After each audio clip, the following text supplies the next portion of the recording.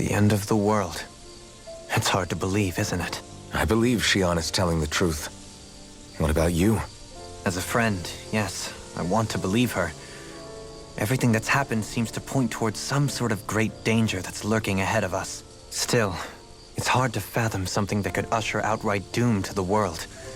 That those really are the stakes we face. No, I understand. Even Shion doesn't seem to know exactly what will happen to bring it all about. We have so many pieces of the puzzle in our hands, so many clues, yet the complete picture eludes us.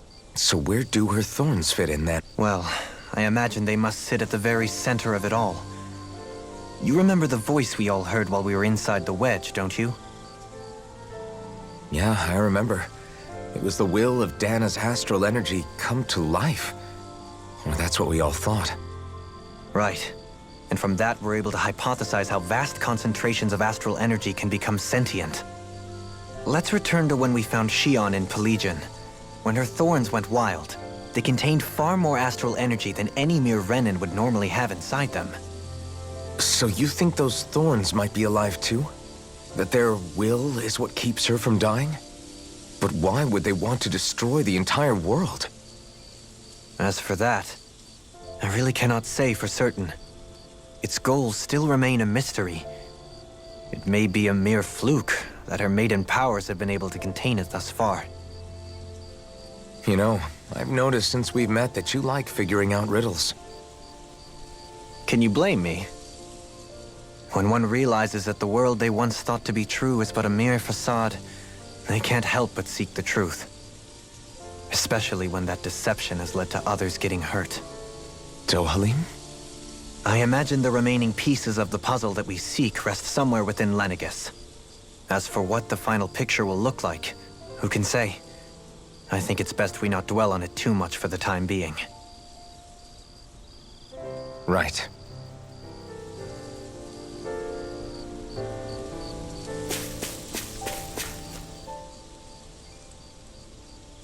How you holding up?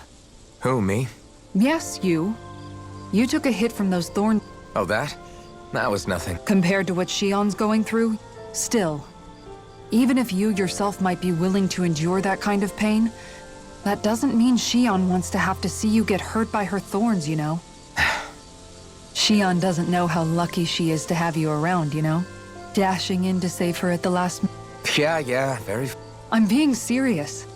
You went up and held her close like you still had that mask on, and you didn't even bat an eye. She really needed that. That's what I mean when I said you saved her. Just like you did with... I just want for Shion what we all have. The ability to touch someone without the fear of killing them. Those thorns have robbed her of the kind of everyday things we all take for granted. You can say that again. It may be normal for us, but that doesn't make it any less special or important for her. I hope she gets what she wants. I have my own dreams, but a world without her, where she dies so we can all survive? Agreed. It's like more and more keeps getting taken from her, and I'm...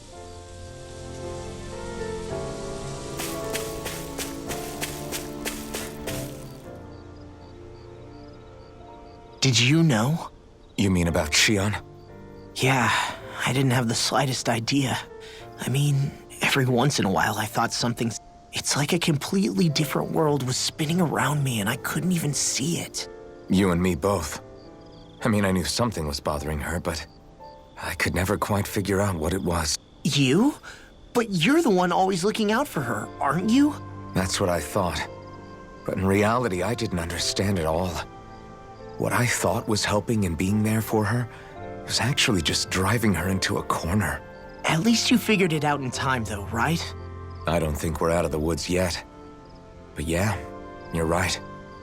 We brought her back from the edge, and we're going to stop those thorns from taking her, no matter what. Yeah, with all of us together, there's nothing we can't handle. Shion, the world, we can save everyone. And I mean it when I say we, Alphen. I know. No lone wolfing it. Hey, you're the expert on what my dad would say. Do you think he'd pat me on the back or tell me off? Zephyr, I don't think that he'd have that much to say, to be honest. You're your own man now, Law. And you've already made up your own mind about what you want. I guess he couldn't say anything even if he wanted to. Law. Sorry. I guess those of us amongst the living have enough problems to deal with, don't we? We'll need all our strength to save Shion. I'll probably end up worrying again at some point, but I guess I'll think it over more then. That okay? Yeah, I think it is.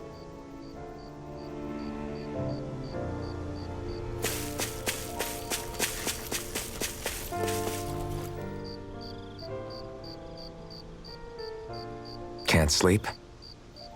After everything we just heard? How could I? Fair enough. Shion's had to deal with so much on her own. Even when we were all laughing and celebrating, she just kept quiet and didn't say anything.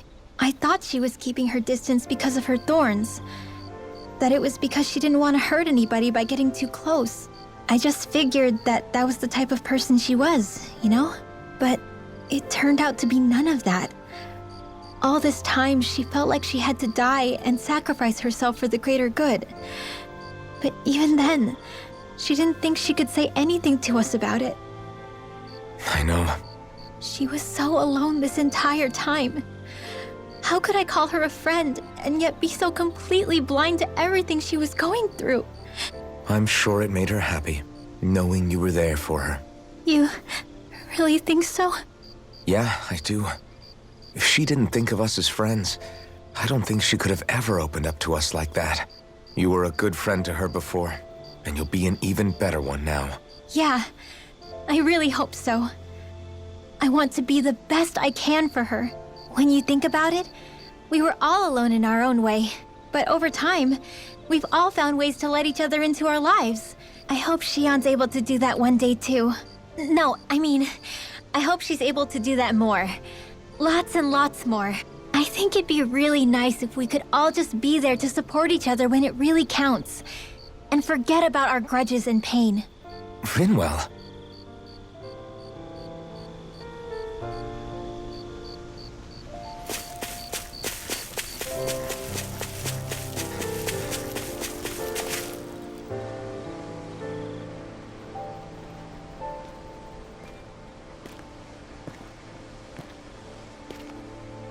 Hey, you doing all right?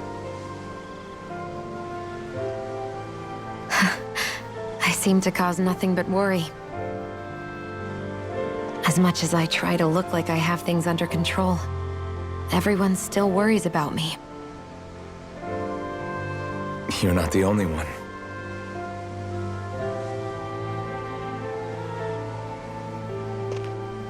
Hey, do you remember the first time you said I was your friend? No? When was that? Sorry, I can't remember. That's okay. It came so naturally to you, I'm not surprised you forgot. I was different back then. The Dahnans were not even people to me, and I knew I would always be alone. But in that room with Deadheim, when you called me your friend, it just shattered the wall that I'd built up around me. Because until that moment, I'd only seen you as a means to an end. I thought of you as a way to use the Blazing Sword, and to obtain the Renis Alma. But after that day, one time became two, and before I knew it, you'd made a habit of calling me and Dohalim your friends. It didn't matter that we were Renans. You cared about us as you would any other people. Then, everyone else started to call me their friend too. To think of me as their friend. Before then, I never even dreamed I could have that.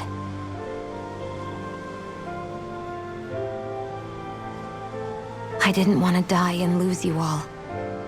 But I also didn't want to live if it meant you would all die in my place. Shion. But then I realized I'd only really been thinking of myself that entire time. After saying how I felt, and hearing what you all had to say, I finally understood that.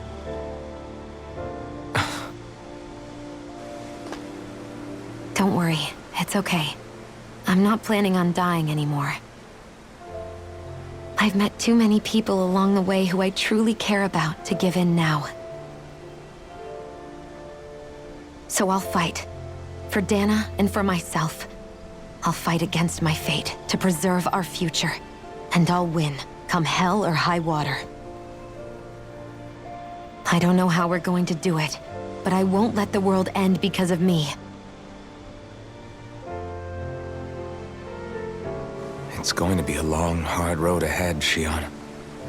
Our fight won't be over until everyone, both Danans and Renans, can finally live in peace. But I swear I'll be there with you until the very end.